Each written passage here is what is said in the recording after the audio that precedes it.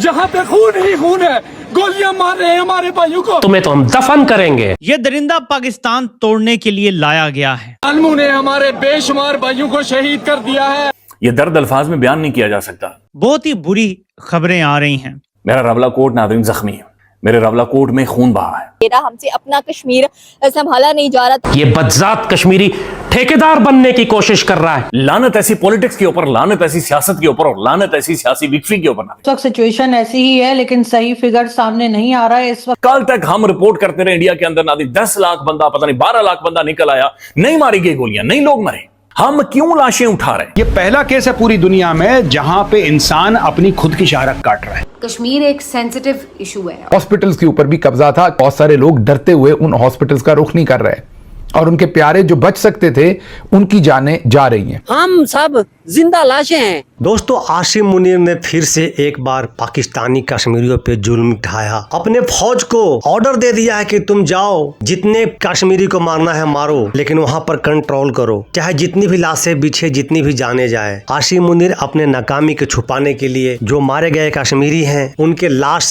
छुपा दे रहा है, उनके बॉडी को कहीं गायब कर दे रहा है और जनाजा तक नहीं निकलने दे रहा है। वहां पर इस कदर के जुल्म ढा रहा है आसिम मुनीर। और दोस्तों, यही पाकिस्तानी लोग है, यही पाकिस्तान के एक्टिविस्ट और जर्नलिस्ट है जो कहा करते हैं, अभी तक कहा करते हैं कि इंडियन कश्मीर में जुल्म होता है। वहाँ के बच्चों को पढ़ाया जाता है कि इंडियन कश्मीर में जुल्म होता है, इंडियन कश्मीर में ये होता है, वो होता है। अब तो पाकिस्तान का पूरा चेहरा पूरे वर्ल्ड के लिए साफ हो चुका है कि कौन किस पे जुल्म ढा रहा है। तो दोस्तों नमस्कार, मैं आपका दोस्त डिप्पी। चलिए देखते हैं वीडियो। इस शख्स ने पाकिस्तानी हुकूमत और वहाँ की सेना का असली चेहरा बेनकाब कर दिया है। आलमू ने हमारे बेशुमार भाइयों को शहीद कर दिया है, जख्मी कर दिया है। ये यहूदियों से भी परली नस्ल है। इन जालिमों को शर्म नहीं आती। इस रोड पे जहाँ पे खून ही खून है, गोलियां मार रहे हैं हमारे भाइयों को। क्या तमाशा है ये? आप हमारे पैसों पे पलते हैं। ये गोलियां हमारे टैक्स के पैसे से खरीद के हमें मार रहे हो। जालिमों, यहाँ जवाब नहीं दिया, कब्र में तो दौड़ गए, कलमा नहीं पढ़ता तुम क्या?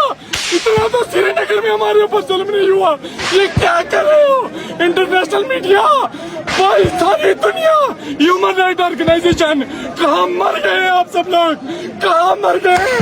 कहाँ मर गए? आ जाए, आ जाए, अभी वक्त है, आ जाए, आ जाए, आ जाए, हमें मार रहे हैं ये जालिम हमें मार रहे।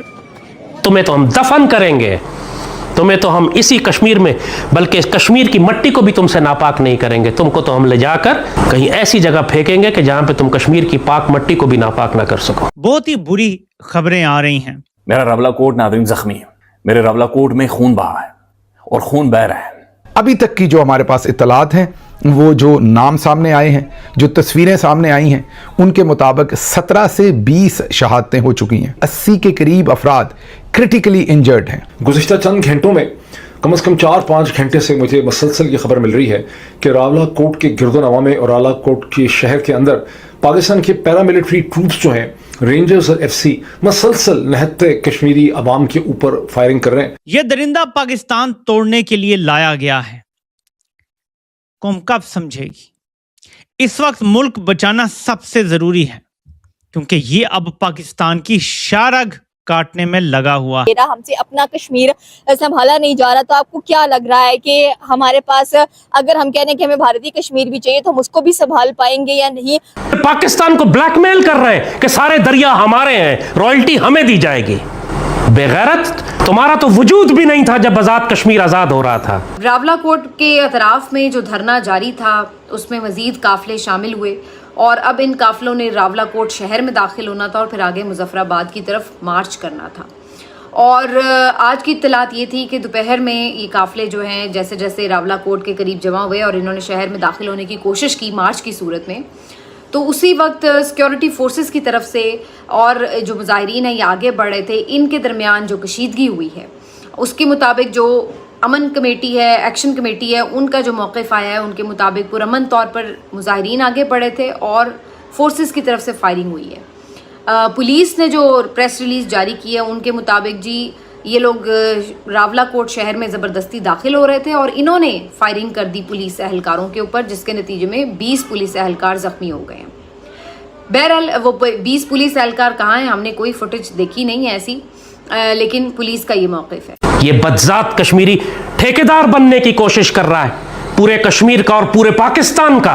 जिस फौज को सीमा की हिफाजत करनी चाहिए वो अपनी ही जनता के सीने को छलनी कर रहे हैं। इस वक्त सिचुएशन ऐसी ही है, लेकिन सही फिगर सामने नहीं आ रहा है। इस वक्त जो लेटेस्ट न्यूज़ है वो ये कि इन्होंने वहाँ का जो डिप्यूटी कमिश्नर कश्मीर में है और साथ ही साथ एसपी कोटली, इन सब लोगों को सस्पेंड करना शुरू किया हुआ है गवर्नमेंट ने। और अब टीवी चैनल्स ये बता रहे हैं, इससे पहले ना तो कोई लड़ाई झगड़ा दिखाया जा रहा था, ना ही कोई फायरिंग या इस तरह की कोई भी इंसिडेंट जो है वो मेन स्ट्रीम मीडिया पर नहीं आ रहा था, सिर्फ इलेक्शन का ही बता रहे थे। लेकिन अब इन्होंने ये कहना शुरू किया है कि क्योंकि वो लोग कंट्रोल नहीं कर पाए और सिचुएशन बहुत खराब हो गई है, इस वजह से इन लोगों को सस्पेंड किया जा रहा है। जबकि इन बेगैरतों ने 1 रुपए की कुर्बानी नहीं दी, एक शहीद की कुर्बानी नहीं दी कश्मीर के लिए, और ये हजारों लाखों शहदा के खून से खयानत करके ठेकेदार बन रहे हैं आजाद कश्मीर और मकबूजा कश्मीर के। ये दर्द अल्फाज में बयान नहीं किया जा सकता। हिस्ट्री, तारीख नादिम मौर्रखी से कैसे लिखेगा मुझ में I don't know, I just don't know. मैं पता नहीं इसे कैसे लिखे ना, इसे कैसे कंपाइल करें, इसे कैसे आपके सामने बयान करें और इसे कैसे आपके सामने रखें ना। जिम्मेदारी किसकी है ये? मरियम नवाज ने, मैं देख रहा था अभी वीडियो शेयर किया जहां पर पटाखे फूट रहे हैं, गोले फूट रहे हैं, मुख्तलिफ शहरों में नादी सेलिब्रेट किया जा रहा है कि इलेक्शन में 10 वोट पड़ गए, 20 वोट पड़ गए। लानत ऐसे वोटों के ऊपर, लानत ऐसी जीत के ऊपर, लानत ऐसी पॉलिटिक्स के ऊपर, लानत ऐसी सियासत के ऊपर और लानत ऐसी सियासी विक्ट्री के ऊपर नादिम कि एक कोने में नादिम लोग मर रहे हैं, लोगों की जानें जा रही हैं, और दूसरे कोने पर आप ढोल बजा रहे हो। किस लेवल की नादिम ये बेगैरती है, किस लेवल की ये बेशर्मी है, किस लेवल की ये जहालत है, और किस लेवल का फुदू ये आवाम को आकर लगा रहे हैं। और आज भी ये बता रहे हैं कि जनाब ये इलेक्शंस लड़ रहे हैं और इलेक्शंस हो रहे हैं और इलेक्शंस कैंपेन हो रही है और हम इलेक्शंस जीत रहे हैं और इलेक्शंस हार रहे हैं। ये बिल्कुल एक ढोंग है, ये बिल्कुल एक बकवास है। दुनिया भर में नहीं होता ऐसा। हम अपनी आंखों के सामने देख रहे हैं, हम खुद रिपोर्ट कर रहे हैं। कल तक हम रिपोर्ट करते रहे इंडिया के अंदर नादी 10 लाख बंदा, पता नहीं 12 लाख बंदा निकल आया, नहीं मारी गई गोलियां, नहीं लोग मरे, नहीं लाशें गिरी नादी। हम क्यों लाशें उठा रहे हैं?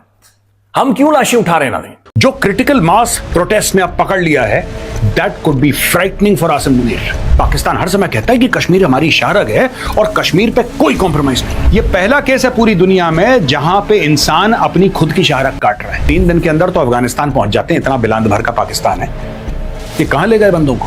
एक एक पाकिस्तानी फौजी के लिए, एक पाकिस्तानी फौजी के लिए हर एक महीने इनको हजारों डॉलर मिलते हैं। ब्लैकआउट कर दिया गया वहाँ पे और बिजली बंद है, इसके साथ साथ इंटरनेट भी दस्तयाब नहीं है। बड़ी मुश्किल से कुछ वीडियोस जो हैं वो दूर दराज इलाकों में ले जाकर जो है वो अपलोड की गई हैं सोशल मीडिया पर, जिससे कुछ हालात से वाकफियत हुई है। जो कुछ लोगों से मुलाकात और बातचीत हुई है उन्होंने फर्दर जो है वो इंफॉर्मेशन शेयर की। तो ये इनडायरेक्ट इन्फॉर्मेशन है जो वहाँ से आ रही है।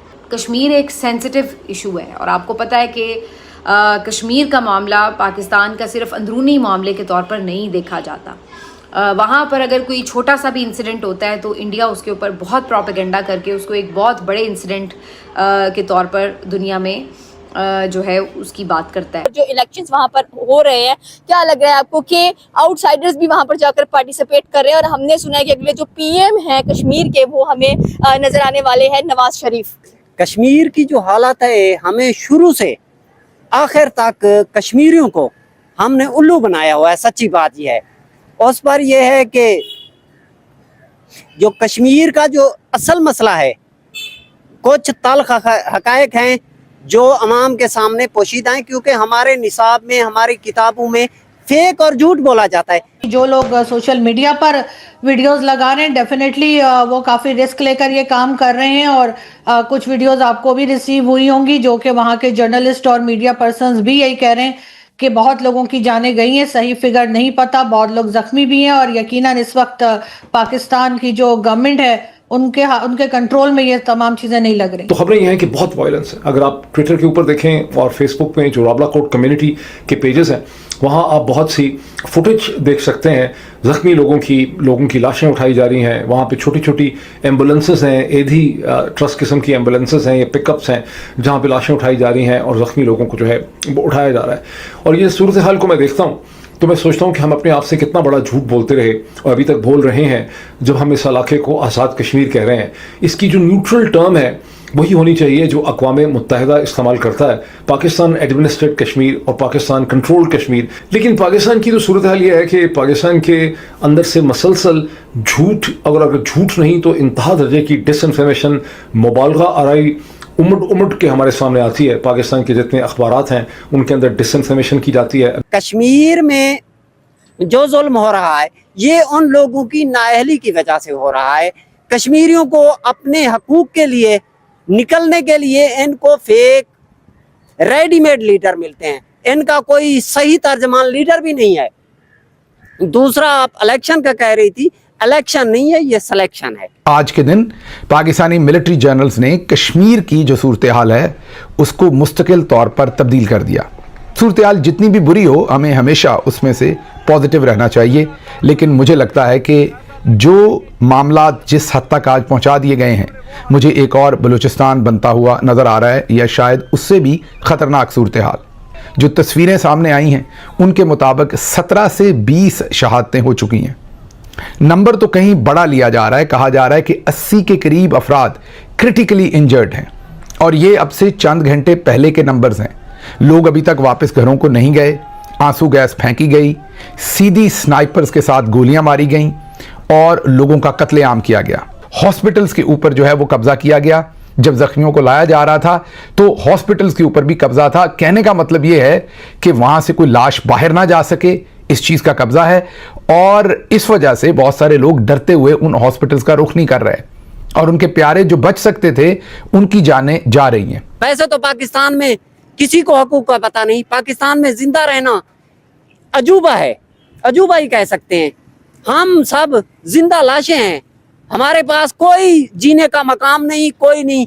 इस वक्त हॉस्पिटल्स के अंदर 80 से ज्यादा शदीद तरीन ये क्लेम किया जा रहा है कि जख्मी ऐसे लोग जिनमें से शायद काफ़ी सारे बच ना पाएं, खुदा न खास्ता, उनकी जिंदगी और मौत की कश्मकश भी हॉस्पिटल्स के अंदर चल रही है। कश्मीरी हमारे भाई हैं, कश्मीरियों के साथ जो जुल्म, ज्यादती, नाइंसाफी हो रही है, ये इलेक्शन नहीं है, ये सिलेक्शन है। सुन लो, देख लो भाई पाकिस्तान वालों, तुम लोग जो बोला करते हो ना, प्रोपेगेंडा किया करते हो, देख लो हमारे कश्मीरी क्या बोल रहे हैं। तुम्हारे चैनल पे हमेशा प्रोपेगेंडा वीडियो दिखाया जाता है, बहुत पहले का क्लिप चलाया जाता है, दिखाया जाता है कि देखिए जुल्म हो रहा है। अपने लोगों को भ्रमित करने के लिए तुम लोग गलत वीडियो दिखाते हो अपने बड़े चैनल पे, और बड़े चैनल पे आप बैठ करके बातें करते हो, अपने यूथ को डाइवर्ट करते हो। और तुम्हारे यूथ ऐसे हैं भी जो डाइवर्ट हो चुके हैं, वो लोग भी आज मानते हैं कि नहीं, वाकई में इंडिया में जुल्म होता है। अब तो काफी सारे जो पाकिस्तानी यूथ है जो पॉलिटिक्स से, न्यूज से अवेयर रहने लगे हैं, क्योंकि सोशल मीडिया का युग है, तब उनको पता है कि भाई ये सब प्रोपेगेंडा है, हमारी गवर्नमेंट